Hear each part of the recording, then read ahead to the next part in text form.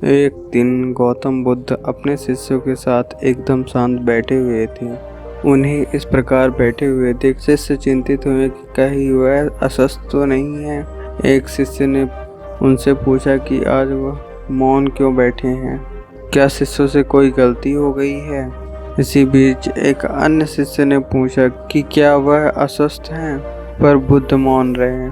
तभी कुछ दूर खड़े व्यक्ति ने जोर से चिल्लाया, आज मुझे सभा में बैठने की अनुमति क्यों नहीं दी गई है। बुद्ध आंखें बंद करके ध्यान मग्न हो गए। वह व्यक्ति फिर से चिल्लाया, मुझे प्रवेश की अनुमति क्यों नहीं मिली। इसी बीच एक उदार शिष्य ने उसका पक्ष लेते हुए कहा कि उसे सभा में आने की अनुमति प्रदान की जाए। बुद्ध ने आंखें खोली और बोले, नहीं, वह अछूत है, उसे आज्ञा नहीं दी जा सकती। यह सुनकर शिष्यों को बड़ा आश्चर्य हुआ। बुद्ध उनके मन का भाव समझ गए और बोले, हाँ, वह अछूत है। इस पर कई शिष्य बोले, हमारे आश्रम में जात पात का कोई भेदभाव ही नहीं, फिर वह अछूत कैसे हो गया। तब बुद्ध ने समझाया, आज वह क्रोधित होकर आया है। क्रोध से जीवन की एकाग्रता भंग हो जाती है।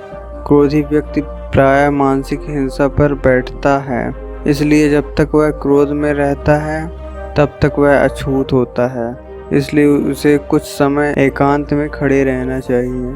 क्रोधित शिष्य भी बुद्ध की बात सुन रहा था। पश्चाताप की अग्नि में तप कर वह समझ चुका था कि अहिंसा ही मनुष्य का महान कर्तव्य व परम धर्म है। वह बुद्ध के चरणों में गिर पड़ा और कभी क्रोध न करने का प्रण ले लिया।